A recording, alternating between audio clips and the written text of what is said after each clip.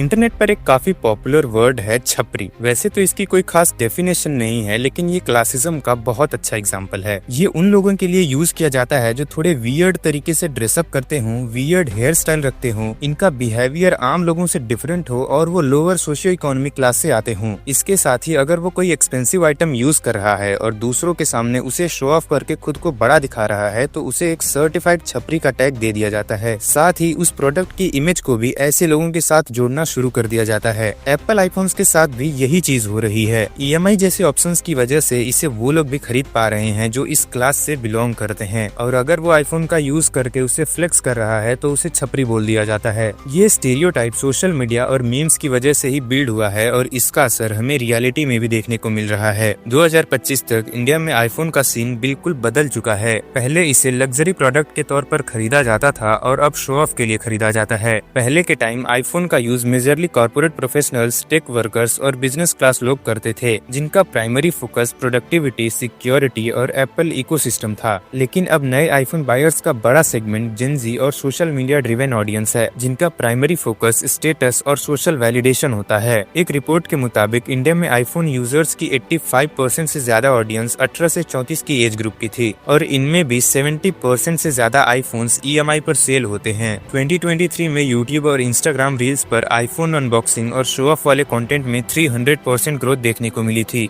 #IPhone flex और #Apple gang जैसे hashtags TikTok और इंस्टाग्राम पर मिलियंस में व्यूज इकट्ठा करते हैं। पहले आईफोन यूजर्स दूसरों के ऊपर सुपीरियरिटी फील करते थे, आज नए आईफोन यूजर्स दूसरों को डाउनग्रेड करने में लगे हैं। इंडिया में 2023 में 50,000 से 70,000 वाले आईफोन मॉडल सबसे ज्यादा बिके थे, जबकि प्रो और प्रो मैक्स वाले मॉडल्स की सेल सिर्फ 10% के आसपास थी। अभी के टाइम पर फ्लिपकार्ट और अमेज़न जैसे प्लेटफॉर्म पर फेस्टिवल के टाइम 15 से 20,000 तक का डिस्काउंट मिल जा रहा है, जो कि पहले इम्पॉसिबल माना जाता था। 2023 में एप्पल ने आईफोन 13 का दाम 52,900 तक गिरा दिया था, जबकि लॉन्च के टाइम ये 79,900 का था। इसके अलावा EMI ऑप्शंस भी अवेलेबल हैं, जिसमें आप 2,000 पर मंथ से भी कम दाम में आईफोन ले सकते हैं। 2024 के Q3 में इंडिया में लगभग 90 लाख आईफोन शिप हुए थे। काउंटर पॉइंट के रिसर्च डेटा के मुताबिक पिछले साल इंडिया में 45% आईफोन बायर्स ने EMI या फाइनेंसिंग का यूज किया था, जबकि 2020 में ये नंबर सिर्फ 18% था। इस एक्सेसिबिलिटी और प्राइस ड्रॉप का असर ब्रांड की इमेज पर भी पड़ता है। 2023 में एक सर्वे के अकॉर्डिंग इंडिया में 32% स्मार्टफोन यूजर्स ने कहा कि आईफोन अब प्रीमियम नहीं लगता, जबकि 2018 में सिर्फ 9% लोग ऐसा मानते थे। इंडिया में आईफोन के पुराने और चीपर मॉडल्स ज्यादा बिकते हैं, और अभी के टाइम एप्पल वॉल्यूम को ही ज्यादा चेज कर रहा है, और एक्सेसिबल होने की वजह से लोग इसे खरीद भी रहे हैं। इसलिए जहां आईफोन लेना एक फाइनेंशियल अचीवमेंट माना जाता था, वहीं अब ये एक लोन बेस्ड स्टेटस सिंबल बन के रह गया है। इंटरनेट पर आईफोन यूजर्स को छपरी बोलने का जो स्टीरियोटाइप बिल्ड हुआ है, उसका क्रेडिट उन क्रिएटर्स को जाता है जो सोशल मीडिया पर क्रिंज बिहेवियर से आईफोन को ओवर फ्लेक्स करते हैं, जिससे साइकोलॉजिकली एक परसेप्शन क्रिएट होता है कि आईफोन एक प्रोडक्टिव डिवाइस से ज्यादा एक फ्लेक्सिंग मशीन बन चुका है। हालांकि ये सारी चीजें सिर्फ ऑनलाइन हो रही हैं और स्पेशली इंडिया में ही ये स्टीरियोटाइप बिल्ड हुआ है, लेकिन अभी के टाइम वर्ल्ड वाइड भी एप्पल की इमेज काफी ज्यादा डाउन हो रही है। पिछले साल एप्पल आईफोन की सेल्स वर्ल्ड वाइड 5% से ड्रॉप हुई हैं। वैसे तो इसके कई सारे रीजंस हो सकते हैं, लेकिन सबसे बड़ा रीजन जो आईफोन की वैल्यू गिरा रहा है वो है इनकी इनोवेशन। एप्पल का नाम पहले इनोवेशन से ही चलता था। हर साल हमें कुछ नया और कुछ अलग देखने को मिलता था।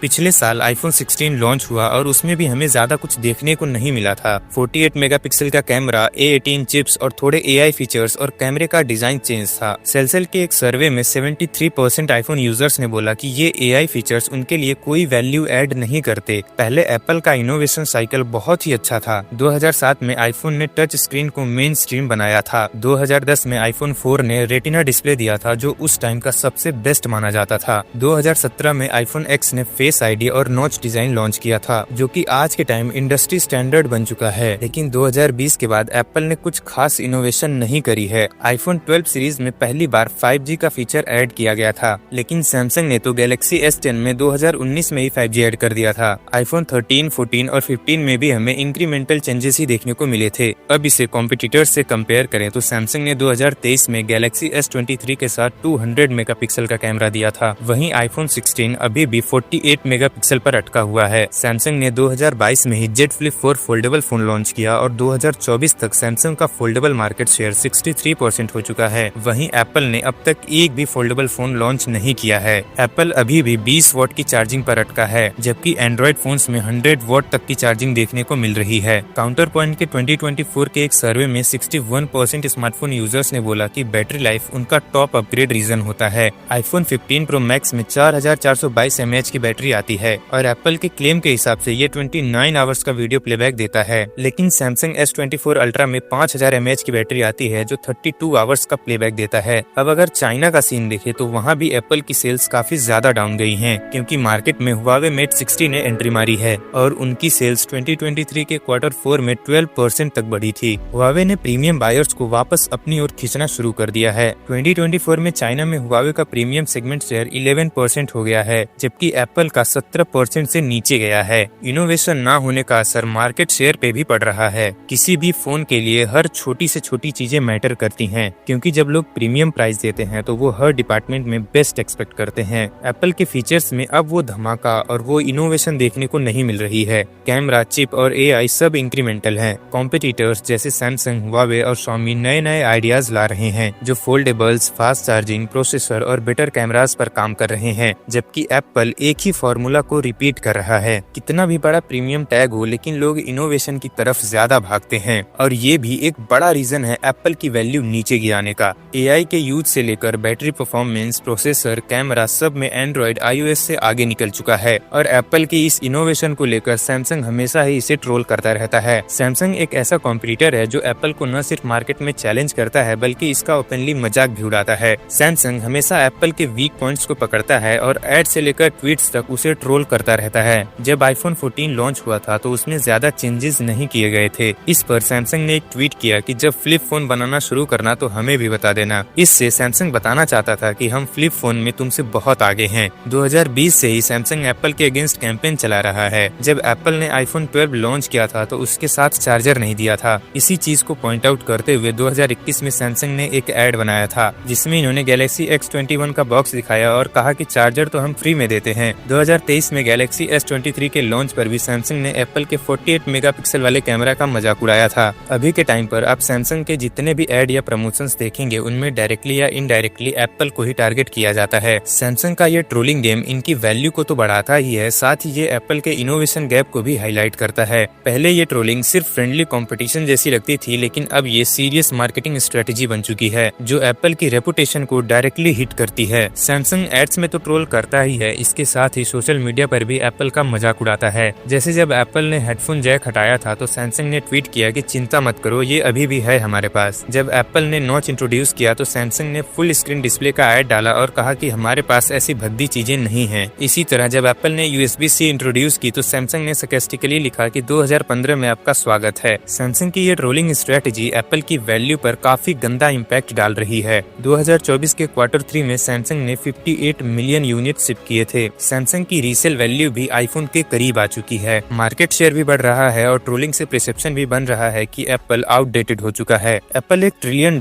कंपनी है, लेकिन जितनी भी बड़ी कंपनी होती है उतनी ही बड़ी कंट्रोवर्सीज भी होती हैं। पिछले कुछ सालों में एप्पल के ऊपर कई लीगल केसेस फाइल हुए हैं, जिनमें से कुछ तो कंपनी के अनएथिकल प्रैक्टिसेस को एक्सपोज करते हैं और कुछ डायरेक्टली कस्टमर्स और कॉम्पिटिटर्स के साथ एप्पल के अनफेयर बिहेवियर को दिखाते हैं। एप्पल हमेशा प्राइवेसी फर्स्ट और यूजर फ्रेंडली कंपनी होने का क्लेम करता है, लेकिन लॉ सूट्स में जो चीजें सामने आई हैं वो अलग ही रियलिटी दिखाती हैं। एप्पल के सबसे बड़े मार्केट में से एक चाइना में भी एप्पल प्रोडक्ट्स को बाइकआउट किया जा रहा है। 2023 में ब्लूमबर्ग ने रिपोर्ट किया कि चाइना में गवर्नमेंट ऑफिसेस में सिक्योरिटी कंसर्न्स की वजह से आईफोन को बैन कर दिया गया है और उनका मानना है कि डोमेस्टिक फोन ही प्राइवेसी के लिए सेफ हैं और इसी वजह से 2024 में ये रिपोर्ट किया गया कि चाइना में एप्पल का वॉल्यूम शेयर 15% पर स्लिप कर गया है, जबकि 2021 में ये 18% पर था। अब ये सारी चीजें तो चाइना में हो रही हैं, लेकिन एप्पल के खुद के घर यूएस में भी इसकी हालत काफी ज्यादा खराब है। पिछले साल डिपार्टमेंट ऑफ जस्टिस यानी DOJ ने एप्पल के ऊपर कई केसेस फाइल किए हैं, ये कहते हुए कि तुम अपने इकोसिस्टम में कस्टमर्स को फंसा रहे हो। DOJ ने क्लेम किया कि एप्पल ने एक ऐसा क्लोज्ड इकोसिस्टम बना रखा है जिससे किसी भी कस्टमर के लिए दूसरे डिवाइसेस में स्विच करने में काफी प्रॉब्लम्स आती हैं। एप्पल ने third party apps and services को ब्लॉक कर रखा है और थर्ड पार्टी स्मार्ट वॉचेस के साथ भी आईफोन की फंक्शनैलिटी लिमिटेड होती है। इसके साथ ही DOJ ने क्लेम किया कि एप्पल अपने प्रोडक्ट्स और सर्विसेज के लिए काफी ज्यादा प्राइसेस चार्ज करता है। ये क्लेम्स काफी जेन्युइन है, लेकिन इस केस को सॉल्व होने में काफी समय लग सकता है। इस केस के अलावा 2017 में एप्पल पर एक और लॉ सूट फाइल किया गया था, जिसमें यूजर्स ने क्लेम किया कि एप्पल ने जानबूझकर बिना बताए पुराने आईफोन्स को स्लो डाउन कर दिया है। जब यूजर्स का आईफोन स्लो होने लगा तो उन्हें लगा कि उनका फोन पुराना हो गया है और उन्हें नए आईफोन की जरूरत है। एप्पल ने इनिशियली ये बात छुपाई, लेकिन जब डेटा लीक हुआ तो मालूम पड़ा कि कंपनी ने इंटेंशनली बैटरी परफॉर्मेंस को लिमिट करने के लिए ये सारी हरकतें करी थी, ताकि लोग अपने पुराने आईफोन्स को छोड़कर नए आईफोन्स पर शिफ्ट हो जाएं। इसी केस को लेकर 2020 में एप्पल को यूएस में $500 मिलियन का फाइन लगा था। फ्रांस में भी एप्पल को $27 मिलियन का फाइन पे करना पड़ा था। और भी इसी तरह के एलिगेशंस एप्पल के ऊपर लगते रहते हैं। बहुत सारे केसेस एप्पल के ऊपर हुए हैं और बहुत सारे केसेस अभी भी चल रहे हैं, और ऐसे केसेस की वजह से लोगों का एप्पल पर ट्रस्ट कम होता जा रहा है। और लोग ये भी प्रेडिक्ट कर रहे हैं कि एप्पल का डाउनफॉल हमें जल्दी ही देखने को मिल सकता है, क्योंकि ये इनोवेशन की वजह से जाने जाते थे और अब ये इनोवेशन नहीं कर रहे हैं। और स्पेशली इंडिया में तो इनकी इमेज छपरियों वाली बन रही है। हालांकि किसी भी प्रोडक्ट को छपरी बोलना, ये सारी चीजें ज्यादातर ऑनलाइन ही होती हैं, और अगर आप थोड़े से भी मेच्योर हो तो आपको आईफोन पर लगे छपरी टैग से कोई फर्क नहीं पड़ना चाहिए। अगर आपको लगता है कि आईफोन एक यूजफुल डिवाइस है तो आपको इसे जरूर यूज करना चाहिए। रियलिटी ये है कि कोई भी प्रोडक्ट छपरी नहीं होता। किसी भी डिवाइस की वैल्यू और इम्पोर्टेंस उसके फीचर्स, यूजेबिलिटी और इनोवेशन से जज होनी चाहिए, न कि उसे यूज करने वाले इंसान के बिहेवियर से। लेकिन आईफोन का ट्रोलिंग कल्चर एक अलग ही लेवल पर जा चुका है। आज कोई भी आईफोन खरीदता है तो उसे छपरी, शो ऑफ या ईएमआई वाले लोग कह के बुलाया जाता है।